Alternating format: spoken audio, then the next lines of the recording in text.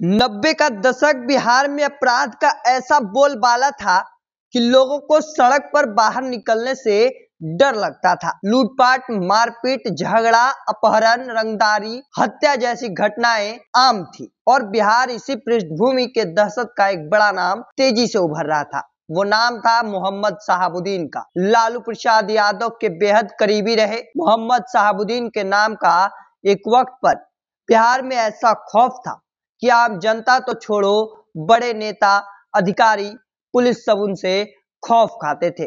कहा जाता है कि शहाबुद्दीन की मर्जी के बिना बिहार के सिवान जिले में एक पत्ता तक नहीं हिल सकता था। सिवान के साहेब नाम दिया था सिवान के लोगों ने शहाबुद्दीन को। मोहम्मद शहाबुद्दीन का जन्म 10 मई 1967 को सिवान के प्रतापपुर में हुआ था। सिवान में ही स्कूली पढ़ाई पूरी करने के बाद उन्होंने राजनीतिक विज्ञान में ग्रेजुएट की। कॉलेज के दिनों से ही शहाबुद्दीन का नाम अपराध से जुड़ने लगा। 1986 में जब 19 साल के थे तो उनके ऊपर पहला आपराधिक मामला दर्ज हुआ। शहाबुद्दीन के लिए क्राइम की ये शुरुआत थी। इसके बाद एक खौफनाक वारदात को अंजाम देते रहे। कई मामले शहाबुद्दीन पर दर्ज होने लगे, यहाँ तक कि उन्हें हिस्ट्री शीटर तक घोषित कर दिया गया। दरअसल जब अपराध की लिस्ट बढ़ने लगी तो शहाबुद्दीन ने राजनीति का दामन थामने का मन बना लिया। 1985 चुनाव में जे 2 ही सीट से शहाबुद्दीन ने निर्दलीय चुनाव लड़ा और जीत हासिल की। बस क्या था, शुरुआत हो चुकी थी एक शातिर अपराधी की राजनीति से जुड़ने की। इसके बाद क्राइम के साथ साथ राजनीति में भी बाहुबली का ग्राफ बढ़ता चला गया। सिवान का ये डॉन धीरे धीरे पूरे बिहार में फेमस होने लगा।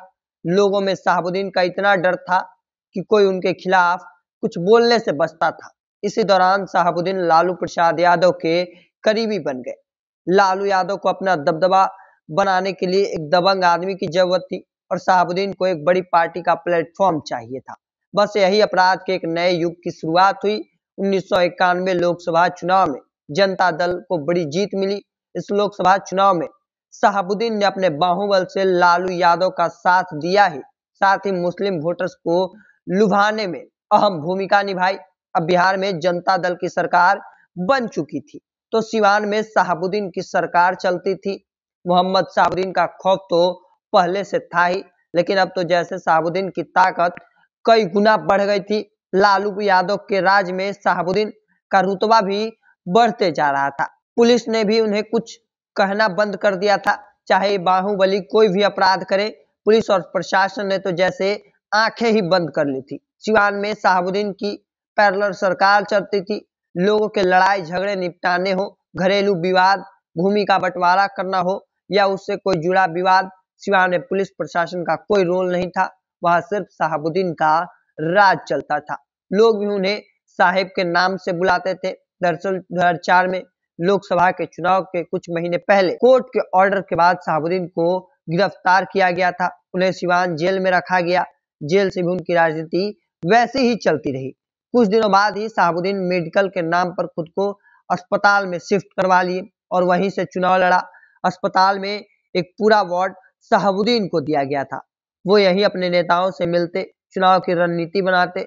वार्ड में कड़ी सुरक्षा व्यवस्था थी, चप्पे चप्पे पर पुलिस तैनात। ऐसा लगता कि अस्पताल नहीं शहाबुद्दीन का ऑफिस हो। चुनाव के कुछ दिन पहले कोर्ट के आदेश को एक बार फिर शहाबुद्दीन को जेल लौटना पड़ा। तमाम जो घटनाएं हैं वो मामले उनके ऊपर दर्ज है। हालांकि सिवान के लोग अभी भी उन्हें साहिब के नाम से जानते हैं। हालांकि घटना कोविड के दौरान जब मोहम्मद शहाबुद्दीन तिहाड़ जेल में थे, कोविड की वजह से उनकी तबीयत काफी बिगड़ गई। उन्हें प्राइवेट अस्पताल में भर्ती कराया गया, लेकिन वहां उनकी मौत हो गई।